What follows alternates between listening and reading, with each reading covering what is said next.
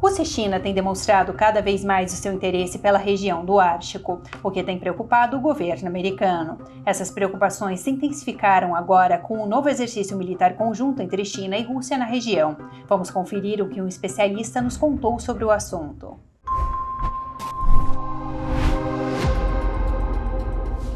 Seja bem-vindo ao China em Foco, eu sou Emanuele Couri. Lembre-se, se você ainda não é inscrito aqui no canal, se inscreva, assim você garante que sempre estará muito bem informado.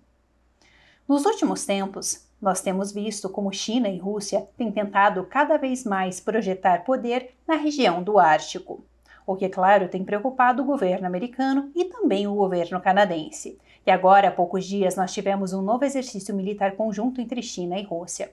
De acordo com o Partido Comunista Chinês, essa foi a primeira vez que a Guarda Costeira da China adentrou na região do Ártico. Segundo o governo americano, eles avistaram 2 navios russos e 2 navios chineses passando pelo Estreito de Bering, que é justamente a região marítima que separa a Rússia do Alasca. Alasca, só lembrando, é um território dos Estados Unidos.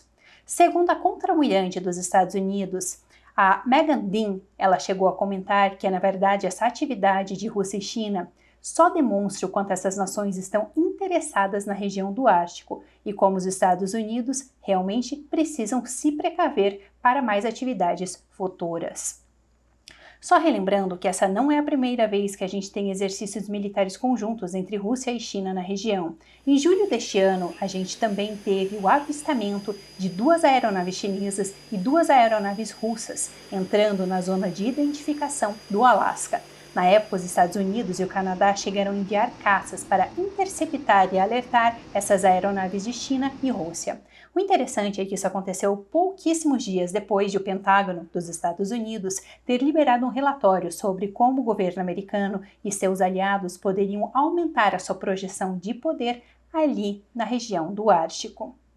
Bom, nos últimos anos, o Partido Comunista Chinês tem declarado cada vez mais o seu interesse na região. Segundo eles, embora a China não esteja tão próxima do Ártico, eles ainda assim têm direito a fazer reivindicações na região. Eles chegaram, por exemplo, em 2017, a montar um planejamento para a Rota da Seda Polar, que faria parte daquele projeto de infraestrutura do Partido Comunista Chinês do Cinturão e Rota, que é um gigante projeto de infraestrutura que o regime se utiliza para projetar poder em várias outras regiões. Segundo o regime chinês, eles principalmente incentivariam empresas a construir infraestrutura e realizar viagens comerciais experimentais, abrindo caminho para rotas de navegação no Ártico que formariam a Rota da Seda Polar.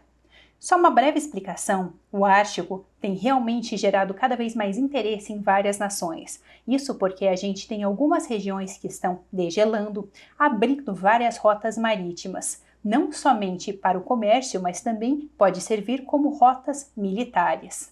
O Partido Comunista Chinês tem realmente se interessado nisso porque, digamos, em um eventual conflito com os Estados Unidos, os aliados americanos podem fechar as rotas marítimas ali no Oceano Pacífico. Então, para o Partido Comunista Chinês, ter rotas que passem pelo Ártico pode ser algo muito importante.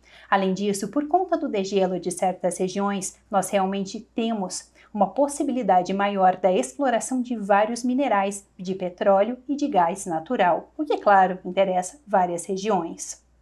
Além disso, o vice-almirante Andrei Tigson chegou a comentar sobre isso. Ele disse que o governo americano ocasionalmente avista esse tipo de navio ali na região, principalmente na região que é a parte dos Estados Unidos daquela fronteira marítima. E ele disse o seguinte, abro aspas, eles podem fazer isso? A resposta é sim.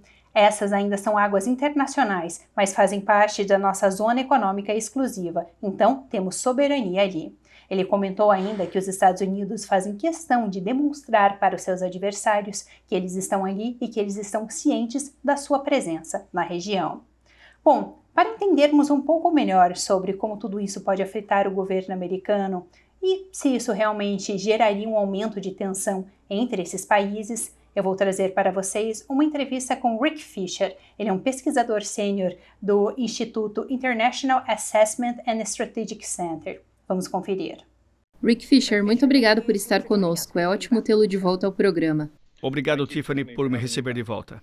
Agora, a Guarda Costeira da China entrou no Oceano Ártico pela primeira vez. Isso foi parte de um exercício conjunto com a Rússia, embora a Rússia não tenha reconhecido a realização do exercício. Mas que mensagem a China está enviando aqui, especialmente ao trabalhar com a Rússia? O exercício da Guarda Costeira é, na verdade, apenas o mais recente de uma série de aventuras militares conjuntas sino-russas nas proximidades do Alasca e do Ártico, incluindo exercícios conjuntos de bombardeiros, patrulhas conjuntas de navios de combate navais, envio de bombardeiros chineses para bases muito mais próximas do Alasca e agora o exercício conjunto da Guarda Costeira. Os chineses e os russos simplesmente querem impor aos Estados Unidos uma pressão adicional.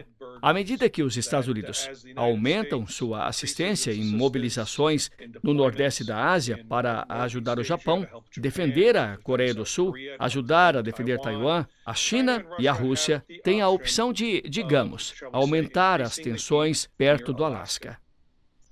Agora, o contra-almirante Megadin disse em uma declaração, entre outras coisas, que essa atividade recente demonstra o interesse crescente no Ártico por parte de nossos concorrentes estratégicos. Agora, considerando esse interesse crescente, especialmente como você disse, essa não é a primeira vez que isso acontece. Nós vimos os bombardeiros em julho e depois as marinhas em 2022 e 2023. O que o Ártico oferece tanto estrategicamente quanto economicamente para a Rússia quanto para a China?